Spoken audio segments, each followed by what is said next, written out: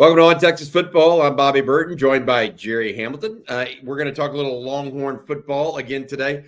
This time, the defensive grades. We went over the offensive grades, and it was ugly. I mean, Gerry and I both felt like the offense just couldn't get it done. The defense is a different story, though, Mr. Hamilton. The defense played admirably, I thought, even if they didn't necessarily dominate Georgia. They kept them right around 4 yards per play.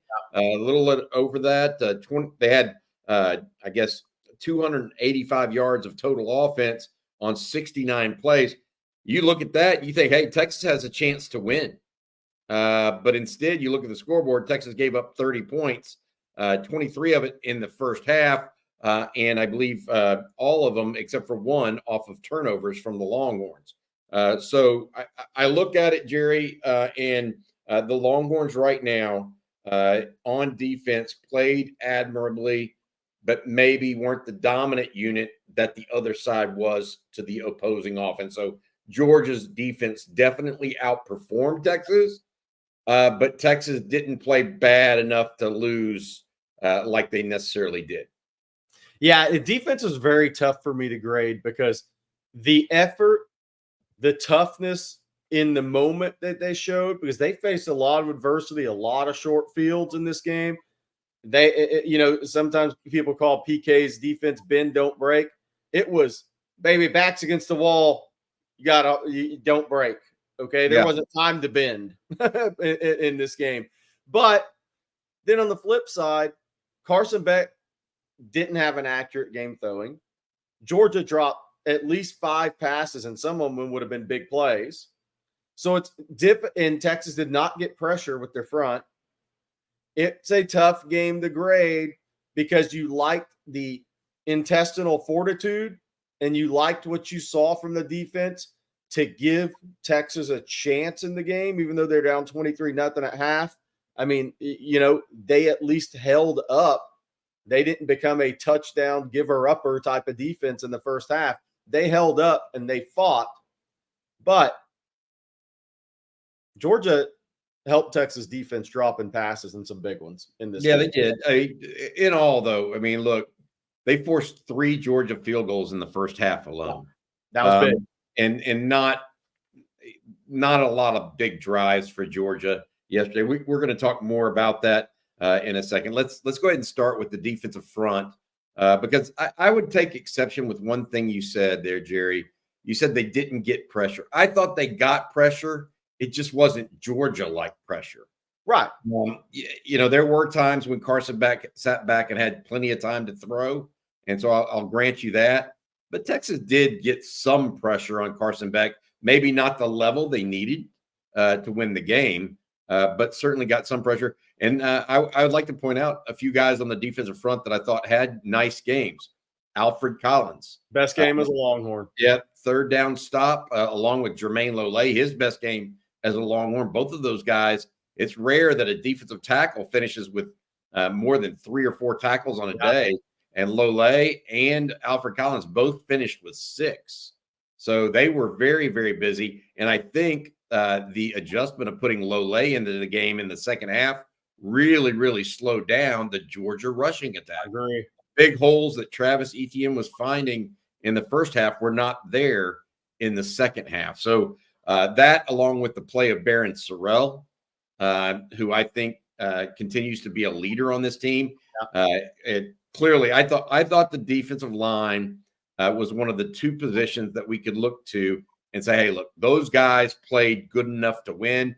They didn't necessarily dominate, but they weren't pushed around. It wasn't look, this Georgia offensive line is really, really good. Some people think they're now going to be the favorite for the Joe Moore Award, right, Gerry? This defensive line held its own. It wasn't great, but they held its own. I gave them a B. What about you? Yeah, I gave him a B as well. And look, it's Alfred Collins played really well in this game. Jermaine Lole played really well in this game.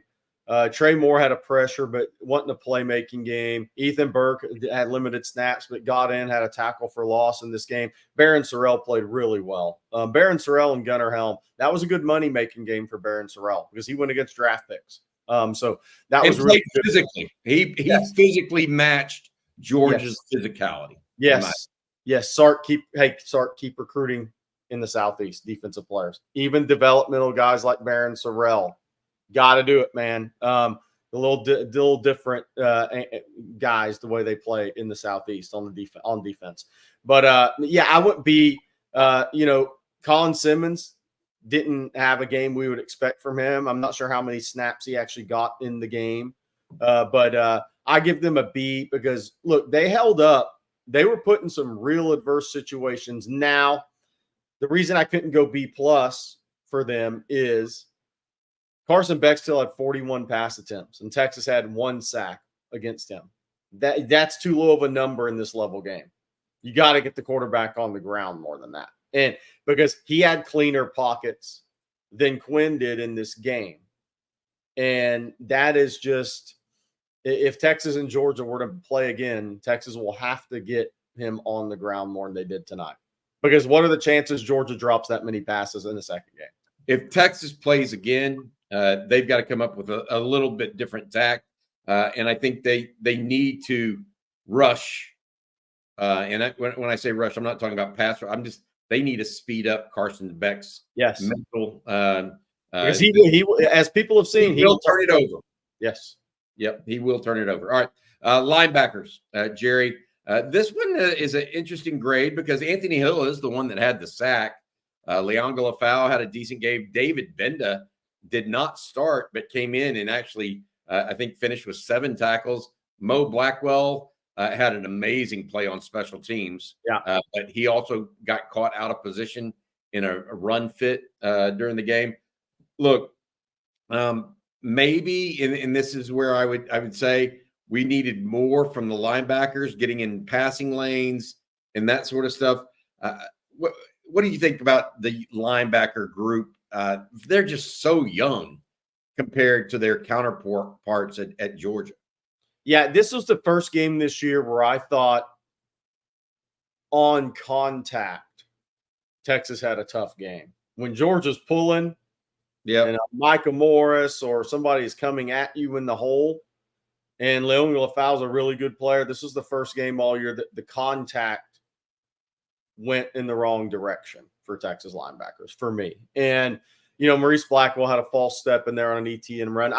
I'm going to go C+ here because you had to play at a really high level in this game because Texas had to take away the run. And they thought they could take away the run with light box.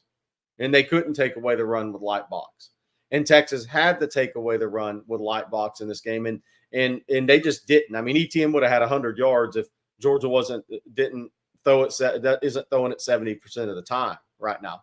That would have been a 100-yard game. So Texas went in with a light box. They obviously thought they could stop the Georgia run with a light box. And to do that, your defensive front and your linebackers had to play at a really high level. And Georgia had success running it. Yeah, I think that the linebackers were probably, and I'm not trying to be rude, but maybe the weak point of this game for Texas because I felt like they were good enough at times, but not necessarily making those splash plays. Anthony Hill, who is as good a disruptor as Texas has, did not make a big play. Colin Simmons, even though he played edge a lot, also played some linebacker. He didn't finish with a single tackle in the game. So, look, that front 7 kind of mixed grades, I think, right now. And I think that's fair. I really do believe that's fair. All right, I want to say thank you before we get to DBs, which I thought was the bright spot of the defense on Saturday. I want to say thank you to our sponsor, carrotconcierge.com. Jody Reynolds is the Carrot Concierge, and she's a personal jeweler with an office right there in Westlake.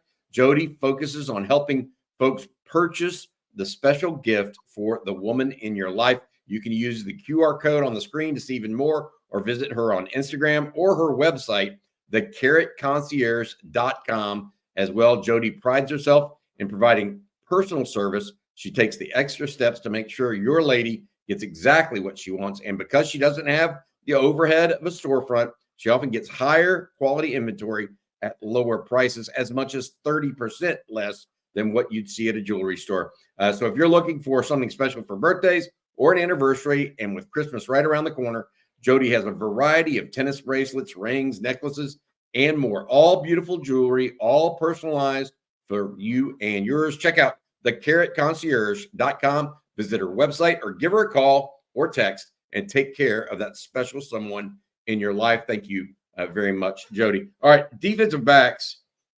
Jerry, I think that, you look at it, and Carson Beck was 23 of 41. You mentioned the drops by Georgia, but I look at the big number here, and that's 3 interceptions. The Texas secondary played well enough, better than anybody, in my opinion, any unit on either side of the ball, and well enough to win this game. That's what I thought.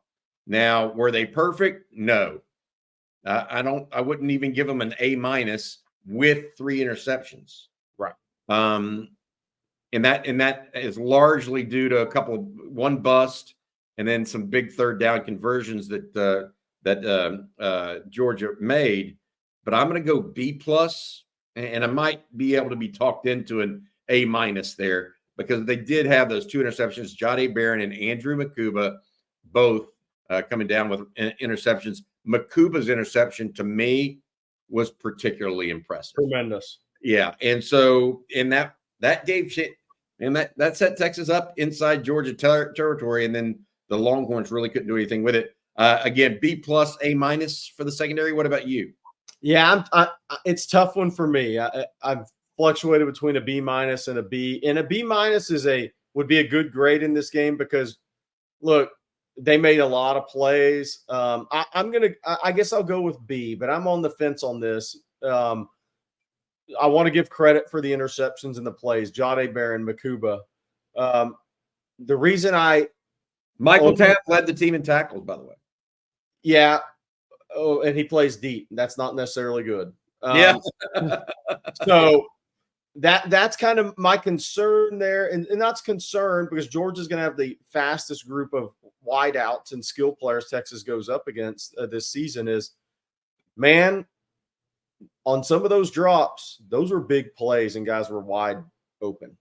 Yeah. And I thought on the perimeter, Georgia won blocking against Texas defensive backs on the perimeter, probably more than any other team has this season. I don't know. That was and look, if you're going to have a safety play 15 yards off the ball consistently, and I'm not questioning the scheme, that's not what I'm doing, but I'm saying this is the first game all year where maybe the lack of pure speed at that position showed up closing on fast players. Some gains that would have been 4 or 5 against the teams you played offensively to this point in the season were 8 or 9. Yeah, on the outside in particular. Yeah, and so, but I'm going to go B. I'm going to give Makuba great play, Barron tremendous play. He needs to get a endorsement deal from Dasani after that. Great play, but again, I'm going to go B because of those great plays. But I'm not sure on a film breakdown if it necessarily would have been a B. Yeah, that's fair. I think they played well. I do. I think they took advantage of opportunities, which is really one of the key things of any great secondary is to take advantage of those opportunities. What happens if they don't make those interceptions? That would have been an ugly game too. All right. What about the defense overall? I would say that far from perfect. To your point earlier, they didn't get the pass rush as much as what they needed. They did make some key stops. They forced field goals a bunch. What do you think about the defense overall? I'm going to go B because they stood up in the face of a lot of adversity in that game. When your offense is doing nothing, 38 yards in the first half or something like 50, whatever it ended up being, when you're put in that many adverse situations on your own side of the field, they stood up really well. But I can't go higher than that, and I could be talked into going B- because if you're playing a high level team, you got to get the quarterback to the ground. You got to change his timing more than they did. Georgia did drop some passes with the guys wide open on third down. So, like, the numbers will say, oh, Georgia was 6 of 17 on third downs, great defense. Well, how many of those were drops? Was it really -17? If guys catch the football, was it 10? So I think the box score is different from the reality in this game, but I go B because the Texas defense was put the whole first half, your back's against the wall. Go save us. That's a tough place to be for anybody. Yeah, I agree. I go B, and I just think it's because it was a good performance, a solid performance, enough to win the game if your offense actually plays complementary football. Pete Kwiatkowski and Johnny Nansen have nothing to be ashamed of from yesterday. They only had one drive over 35 yards that resulted in points. And so that there is that, and I think that's a legitimate grade for that team. And I want to say this because it feels like it's going to be so negative today and this week. Texas defense played well enough to win 10 games and get to the college football playoff last night. Even with Georgia's drops, because that's still a very talented team. Multiple offensive linemen that are pros. Carson Beck will get drafted on some level. Any NFL GM that drafts him in the first round's nuts. Trevor Etienne's an NFL back, maybe the best NFL player on that offense. He may actually translate better, maybe one of the offensive guards. But again, it's not doom and gloom. Offensively, there's some worry. Defensively, with the schedule in front of Texas and the quarterbacks they're going to face and the skill guys they're going to face, Texas played well enough last night to win 10 games and get to the playoff. That was one of my takeaways from this game, is the Texas defense bowed up enough to tell me they're a playoff-worthy defense. They showed a spine. Yep. They showed a spine, and I agree. Special teams, man, Woo, Jerry, a tough one. not a great one, No. in my opinion. And it's not so much like Ian Ratliff, for example. Good. He had a good average with like 43, 44 yards a punt, but he had 2 touchbacks. They've got to start downing some balls inside the opponent's 20 and inside their 10 even at some level. Now, I know Ryan Kern's been out, or Michael Kern's been out, and we'll see who does better with that in the future, but they've got to start capitalizing on opportunities. And then the other thing I would have to say is that the long kick return by Matthew Golden was negated by one of 2 holds called on Warren Roberson on the night that pinned Texas deep in a game where you don't want to go all the way, right? Pinning Texas deep and having to drive the entire field. It's happened way too often this football season. Texas's special teams unit right now, anything but special, in my opinion. Yeah, there were 2 plays last night where you kind of think back on the game that were really pivotal from a momentum standpoint. And that was Wisner's drop early, and it was the kick return being negated. I mean, Matthew Golden, and I'm not sure the hold there kept Matthew Golden from the run. Yep. Matthew Golden's a tremendous kickoff returner. That was a huge play because Texas, that could help change the momentum in that game. Yep. And that was negated. So all the momentum, again, Texas last year made some momentum helping changing plays in special teams. They really haven't done that this season when they needed to yet. And look, I mean, Bert Auburn again's on the sideline. I'm glad he got his paper football field goal kick because that's all he got this week. Yeah, I would add that. One good thing about special teams, and we would be remiss if we didn't mention it, David Benda's heads-up play on the squib kick. You want to talk about something that could have deflated a crowd even further. Oh, yeah. Kirby goes for a little onside kick of sorts to start the second half and would have recovered that. But Benda, the senior. And Maurice Blackwell, hell of a play on the kickoff return, by the way. Yeah, absolutely. Really pinned him deep on that. Good stuff from Maurice. They had to start on the 11-yard line because of that. That was the start of the 11-play, 89-yard drive, by the way, for the Georgia Bulldogs. All right, Jerry, overall, a D for special teams. You agree with that? Yeah, you have to because of the holds. And that was a big momentum play with Matthew Golden. That's where you have to go with it. You got to drop against Georgia. One of those punts needs to be dropped inside the 10. Yeah. So I've got to go D because I think the penalties were really big and took away momentum changing play for Texas potentially.